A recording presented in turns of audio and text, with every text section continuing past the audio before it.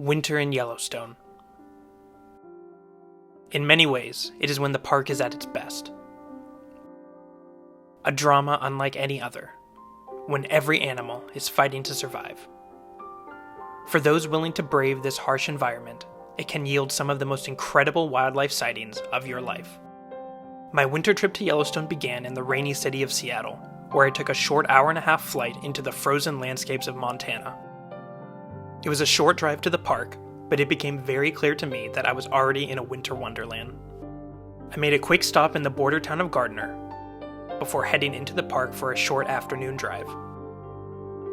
This was my first time visiting Yellowstone in winter, and I'll admit I was very nervous to be driving these icy roads. But the resident coyotes have no problems navigating the roads. I didn't have a ton of time this afternoon, so I decided to make a quick trip into Lamar Valley to see what I could see. I scanned around, but it seemed like there was nothing going on. I made one stop at Round Prairie, but at this point snow was heavily starting to fall. There were a couple of bull moose out in the distance, but the weather was getting pretty bad, so I decided to turn back and head home. The next morning, I was excited to have a proper full day in the park. It had snowed a lot overnight, and I found a bull bison with a nice blanket of snow clinging to his shaggy body. Bison use their huge heads to plow the snow to find grass hidden underneath, and I got plenty of shots of various bison in the snow this morning that I absolutely loved.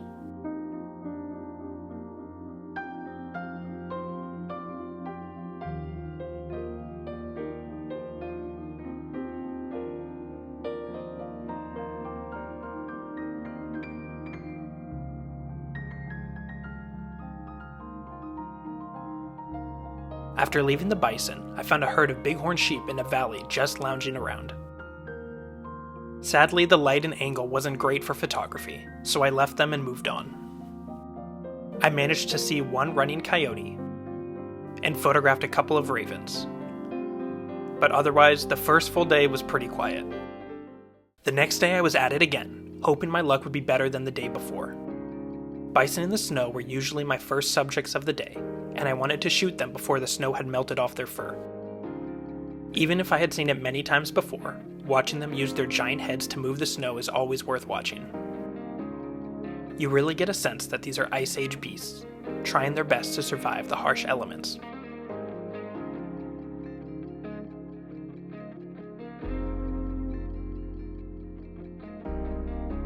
Further on, a huge herd was walking down the road. Bison love to use the roads because they're easier than walking through snow. My angle wasn't great, but I got one shot I liked.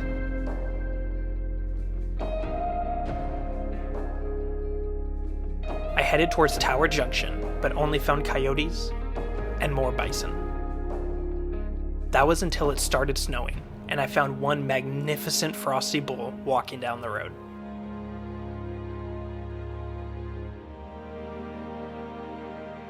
It seemed like the further east I went, the more snow there was. There was one coyote walking down the road, and I could tell that he was going to be a great subject for a couple of portrait shots.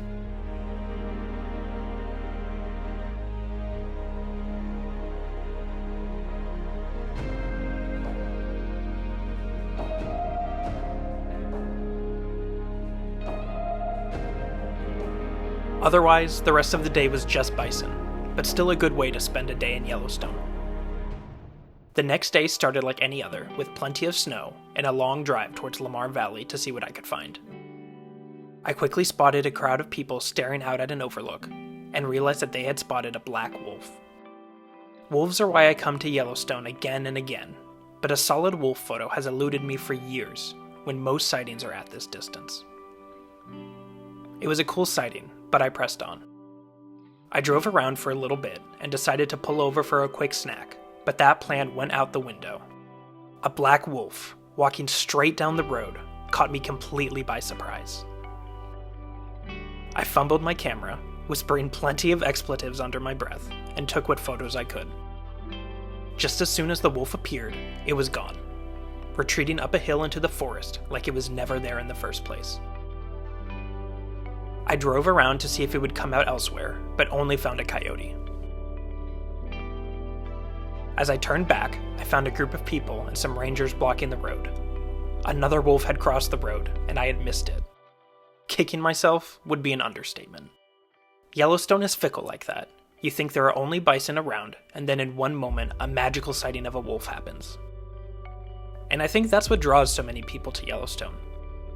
It can be challenging, but if you put in the work and have lots of patience, Yellowstone can be a photographer's dream. I decided to call it an early day and headed back towards Gardner, since I knew nothing was going to top that wolf sighting. There's always one big bull elk around Mammoth Hot Springs, and I would usually try to photograph him with the last moments of light. But he seemed more interested in eating than posing for pictures most of the time. Yellowstone got pretty quiet for the next few days, and outside of a few bull moose out in the distance, and some elk at the hot springs, it seemed like all the animals were hiding from me. Yellowstone will test you, and I knew these dry spells don't last forever. Fresh snow one morning meant I knew exactly what my first photo subject of the day was going to be. If you guessed bison, you were right.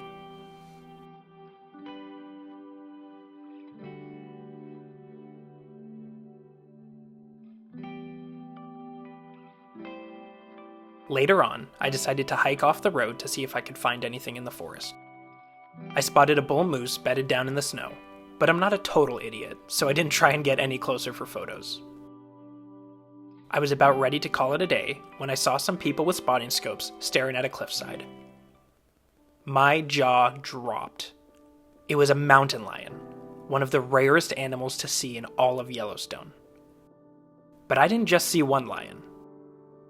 I saw two, a mother and cub pair reuniting on the snowy cliffs. To see a mountain lion in Yellowstone isn't like finding a needle in a haystack. It's like finding a needle in 10 haystacks. I've seen lots of different big cats all around the world, but nothing could compare to the excitement of finding these two mountain lions. With only about 30 to 40 in the entire park, you may only see a mountain lion once or twice a year. Finding this pair basically meant I was staring at 6% of the total population. What really fascinated me about these lions was how they navigated this cliffside. One wrong jump and they'd be falling hundreds of feet, but they moved around the thick snow and rocky outcrops with ease. They are the ultimate apex predators of these mountains, and they know it. The mountain lions were never going to get any closer for photos, so I savored the moment and then left so that others could enjoy the scene. What a sighting, though. I headed back early, just happy to be in an incredible place like Yellowstone. I found the resident bull elk near Mammoth again, and with extra time, I decided to see if he'd pose any better than before.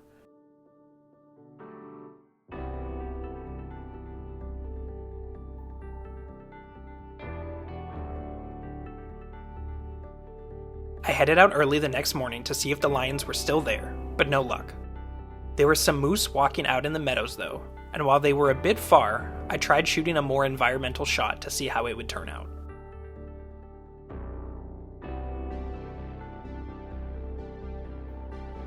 The unfortunate part was that by this point, most of the bull moose had already dropped their antlers, and so they didn't look very photogenic. I did find one moose a bit closer, and hiked a little bit out to see if he would come into the open. But he didn't want to cooperate, so I took what photos he was giving me at that point.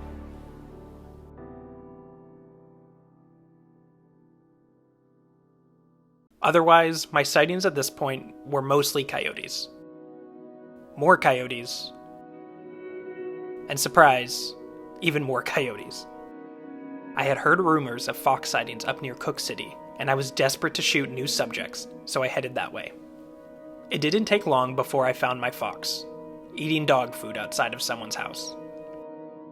The foxes around here are a little bit less than wild, so I had mixed feelings photographing them. But this was a beautiful red fox, and I put my feelings aside and just took the pictures.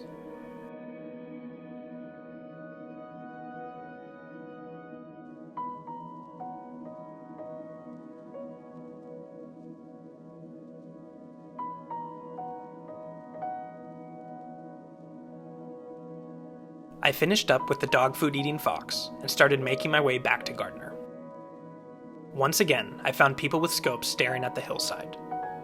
It was a pack of wolves howling across the valley. This was the Wapiti pack, who usually are found in the central part of Yellowstone, but in the wintertime, many different wolf packs move all around the park. There really weren't any photos to be had here, but that's how 99% of wolf sightings go. Even at a distance, though, it's always special to be in the presence of wolves, no matter how far they are. The next morning, I headed out to look for the wolves again, but it was absolutely freezing outside. Like, almost -40 degrees freezing.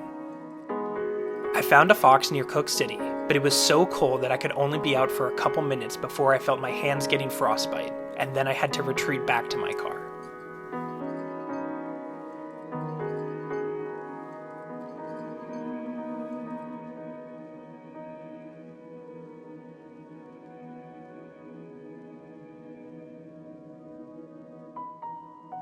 The only other sighting of the day was a coyote, and at this point I realized that it was so cold that no animals wanted to be active. Just bed down and wait out the cold.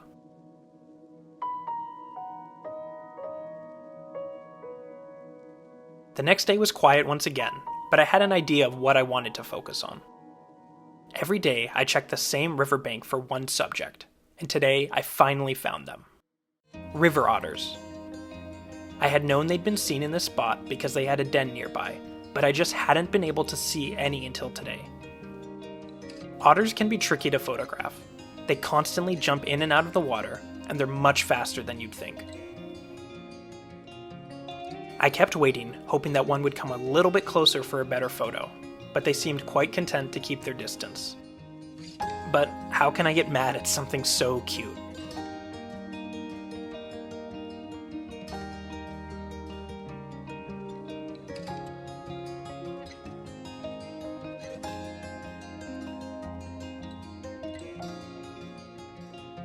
Somehow, the end of my trip had snuck up on me, and with one morning left in the park, I put all my eggs in the otter basket, hoping I'd see them again.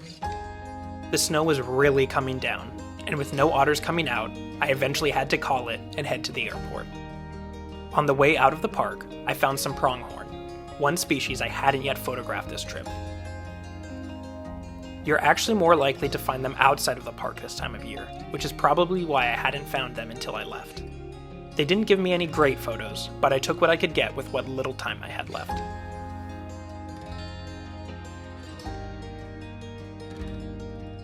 And just like that, my incredible Yellowstone winter adventure had come to an end. I had some amazing sightings of bison, wolves, and even mountain lions, which I never would have predicted. Thank you all so much for watching this video, and if you enjoyed, be sure to give it a like, subscribe, and follow me on social media for more. Yellowstone rewards those who have patience and put in the work, and I can't wait to see what I photograph the next time I come to the park.